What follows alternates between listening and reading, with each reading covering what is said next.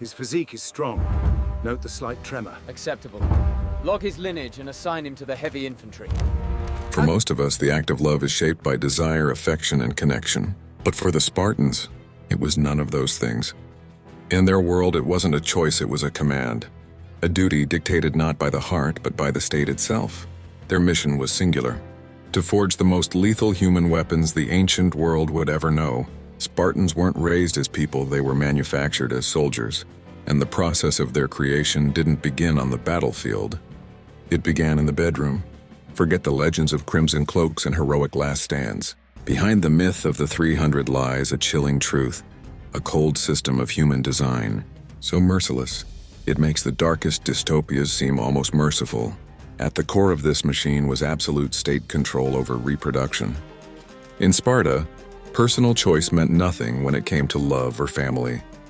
The government acted as the only matchmaker, pairing men and women like breeding stock not for affection but for strength.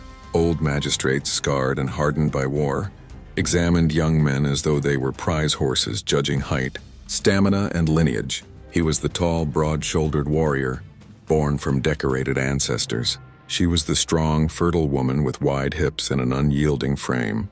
Beauty wasn't vanity, it was biology, a sign of good blood. These were not marriages born from love. They were strategic unions, cold, calculated, and enforced by law. Their purpose wasn't companionship. It was perfection. In Sparta, your body did not belong to you. It belonged to the state.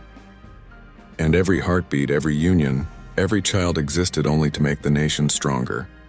Women's roles in Sparta were unlike anything seen in the ancient world, and yet they too were reshaped into tools of the state. They weren't seen as wives or mothers, but as vessels of the nation, bearers of the next generation of warriors. Their worth was measured not by kindness or character, but by their ability to produce strong, healthy sons. From an early age, Spartan girls were not taught to sew, sing, or serve, but to train. They ran, wrestled, hurled javelins, all to harden their bodies for childbirth.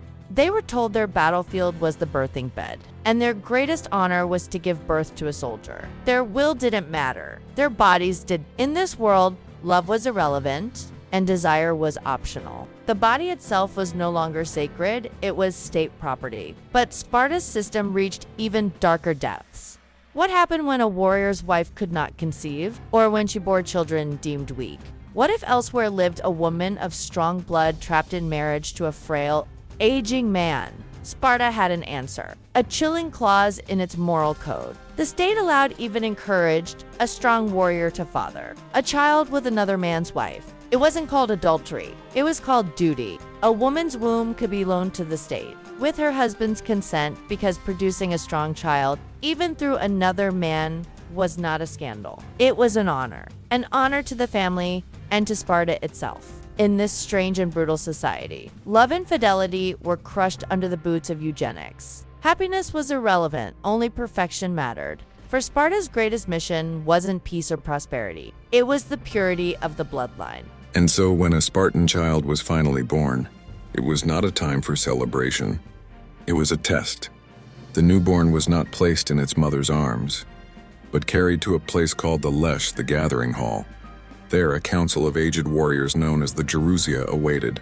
Men who had stared into death on the battlefield now judged life itself. They examined each infant with eyes cold as iron. Naked, trembling, the baby was inspected from head to toe, its spine, its limbs, its cry. Every flaw, every mark of weakness could decide its fate. To the Spartans, this wasn't cruelty, it was necessity. They lived as a small warrior caste, surrounded by enemies and enslaved helots who outnumbered them 10 to 1. In their logic, mercy to one weak child could mean death for 1,000 later. Weakness was not just unwanted, it was dangerous. The Gerousia's decision was final. If the child passed, it was returned to its family not as a son, but as state property, a weapon in the making. But if the elders judged it unfit, there was no appeal, no second chance. The infant was carried to the cold slopes of Mount Taygetus, to a place the Spartans called the apothetai, the deposits. There the newborn was left to the wind, the night frost, and the silence. It was not called murder, they said it was nature reclaiming what was imperfect, a grim offering to the god of strength. From his first breath, a Spartan child's life belonged not to his mother, but to Sparta itself. His destiny was already decided. Passing the elders' judgment was only the beginning. From that moment, life became a march toward war.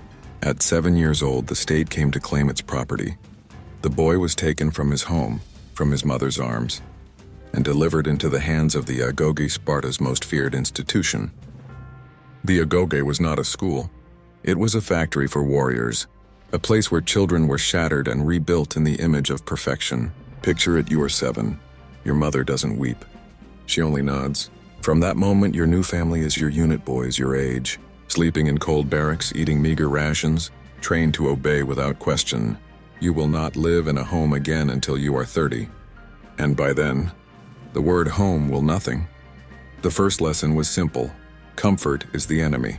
The boy slept on reeds he tore from the riverbank, no blankets, no softness. One tunic for all seasons, blistering summer or freezing winter.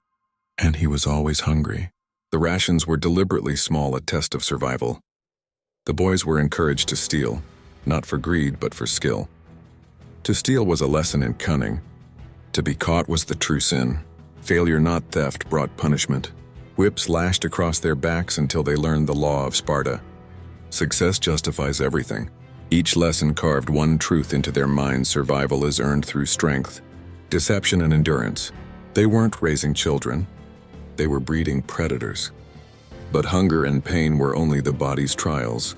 The true war of the Agoge was waged inside the mind. Sparta didn't just need soldiers, it needed instruments. Bodies that obeyed and minds sharpened into blades. Their weapon was silence. Our word laconic, meaning brief and sharp, comes from Laconia, the land of Sparta. Their speech was discipline.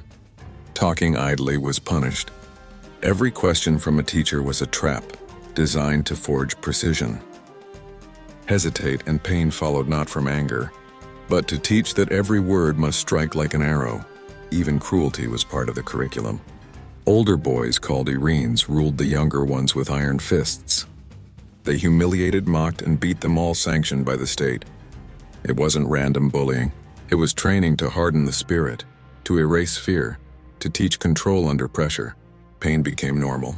Silence became strength. And emotion became weakness. All of this cruelty led to one of the most haunting rituals in ancient history, the ceremony of Artemis Orthia. At her altar, cheese was placed as an offering. The boy's task was simple: run forward and seize it. But between them and the altar stood a wall of whips. Each lash tore flesh and spirit alike. The real test wasn't speed, it was endurance. How much pain could a boy endure without flinching, without crying out? To scream was shame. To fall was dishonor. And so they ran through blood, some collapsing, smiling even as they died, proud to prove they were worthy of Sparta. This was not training anymore. It was transformation from child to instrument, from human to weapon. Every scar, every lash erased a trace of softness until nothing human remained. But the state's final test was the darkest of all. It was called the Cryptia, the Hidden War. Each year, Sparta's rulers declared war, not on rival nations but on their own slaves, the Helots. This declaration made murder legal. It was a ritual of control terror disguised as law. Graduates of the Agoge, the strongest and most ruthless, were sent into the countryside with nothing but a dagger. By night, they hunted the Helots, not all, only the boldest, those who seemed capable of rebellion. They moved like ghosts, killing without mercy or witness. It was not war. It was psychological warfare, a lesson in erasing pity. When their daggers dripped with blood, they were no longer boys. They were Spartans, loyal not to morality but to the state. At 30, a Spartan man could finally leave the barracks. But freedom was an illusion. A new duty awaited to reproduce, to create the next generation of warriors. His bride was chosen by the state, not a partner in love, but an equal in discipline. Spartan women were not victims. They were pillars of the system, shaped to be as relentless as the men they raised. They trained, managed property, and raised sons to die with pride. When a mother handed her son his shield, she whispered, "Return with it, or on it." That was not metaphor, it was doctrine. Marriage itself resembled abduction. The groom seized his bride in darkness, her head shaved, dressed like a man. They met in secrecy briefly, to conceive and parted before dawn. It was designed to preserve desire but destroy attachment. Love was a distraction. Duty was divine. For centuries, the machine worked flawlessly. Sparta ruled through fear and discipline. Its warriors were unmatched. But perfection carries a curse. The first poison was demographic collapse. By killing the weak and valuing only the strong, they thinned their own bloodline. Each fallen warrior became an irreplaceable loss. Other cities could raise new armies, Sparta could not. The second poison was rigidity.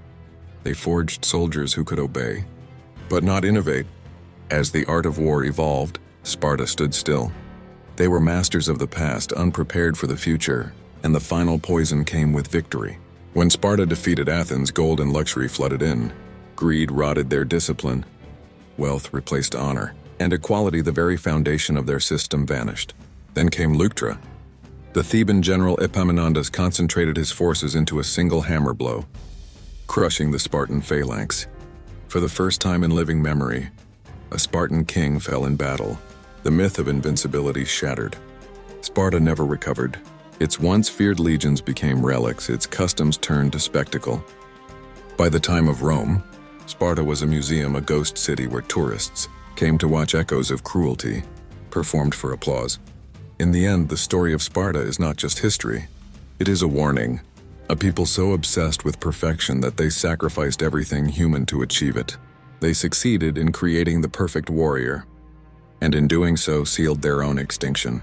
The machine that forged heroes eventually devoured itself, leaving behind only ruins, and the whisper of greatness built on cruelty and destroyed by its own perfection.